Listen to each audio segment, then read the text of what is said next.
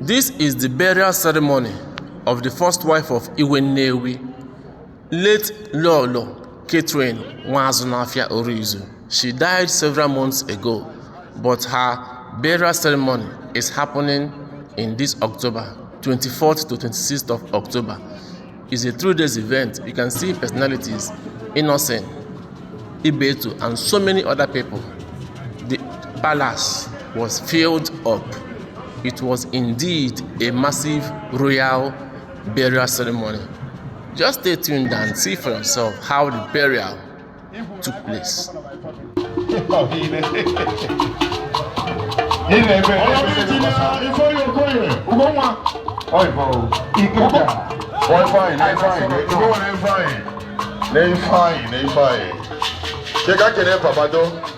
Next year, 100 years. 9. Thank you, sir.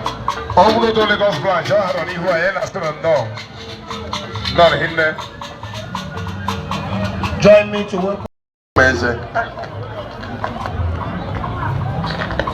Name your microphone, don't know. Oh, where can you go? Only a couple men say. She's about the No. Don't watch on the right. Can you hold your mic? Oblige them with mic. Give the mic. Nnewi kwen aomo obi ihe na ebe a wo ndị nna ụlọ oche nna Igwe ndị okeneze anwe onye ma the youth president and the consultative forum. I salute you, sir. Wafo enyi Nnewi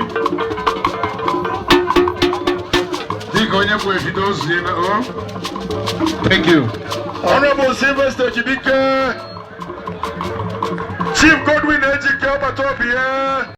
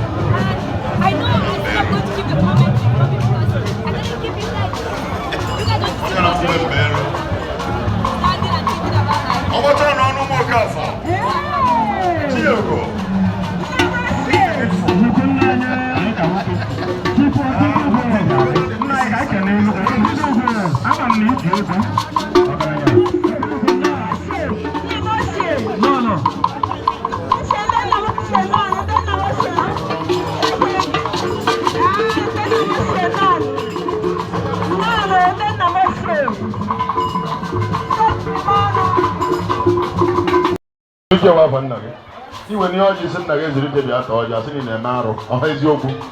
without ezurika ya enweghị maka Chukwu nwe onye ọbụla.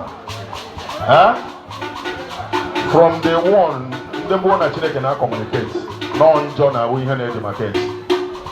Chukwu etọrọ mmadụ ga-ọta ahụhụ nọ mmadụ ji aka decide ka Chineke grant anyị our hands and say mana ha Jesus. Ndị ụmụuchu ndị nna ya ochie deemenụ, ndị Igbo ugwu deemenụ. Ụmụnne Mr. Emenike, immediate past director of Igwe. Obiamuku is at the house right now. Obiamudim. I am saying no of preacher.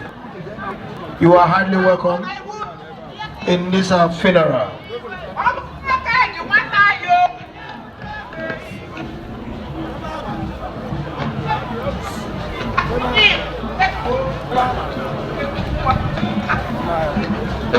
Anyị kere ego n'ilu tebụl Obi Beneti Okafọ Amukwu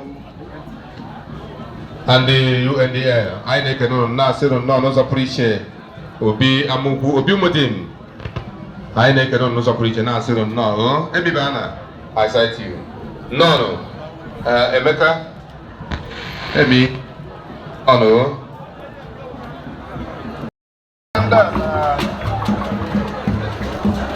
Oh yeah, kaya na so I say more don't know. Thank you. Then now your chair, them no. Yes, that's a level of House of the Representatives level.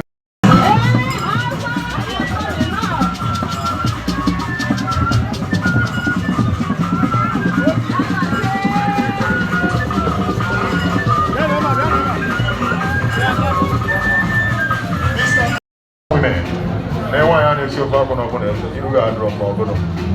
Oh, you need to go.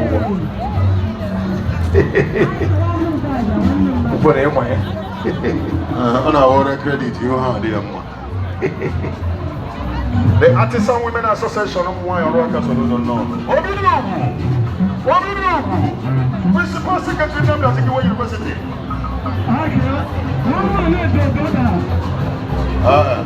Can't get to me.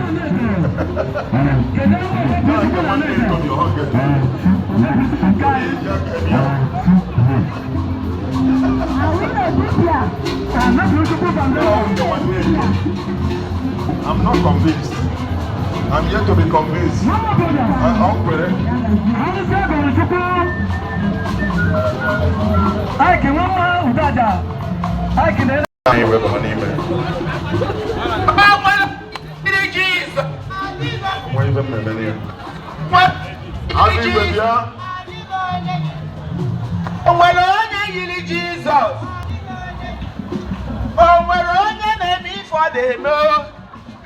Well, for the cultural organization, maybe not.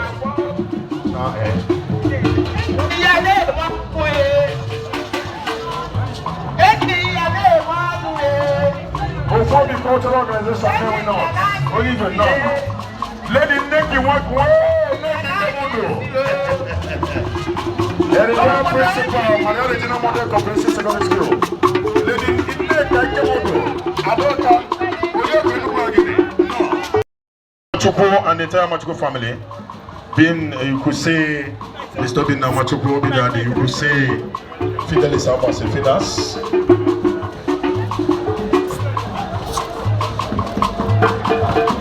Ola Rains Obia Machuku off on the table right now. Now, them no see where no mucho. Akalabo Kingdom. If you want to then no see where now that time. Then no chair, His Royal Highness. Igwe Dr. T.O.N. Orizu, the third JPC. Hello, there. Oh, yes. Oh, just go there, Pascal, oh, my God. Never even know. Oh, did you move? Igwe no n'ime. Aga kwiri Igwe no n'ime. Pascal, when you why you kweze? There, man. Chugazi, Patricia, no. Can I buy a bonus? Can I get to my mommy or no? Why are they special to me? Thank you. Oh, when you're more age, 5 from boss. got people messy. Igwe nwere sụwa akụkọ kekere dị mma. Ọ na-wee chere ụlọ eze obodo atụrụ onwe na ọbụla.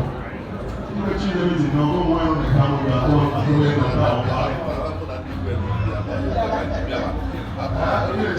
Others put on spec, why you put on spec? You don't tell me that one man will go.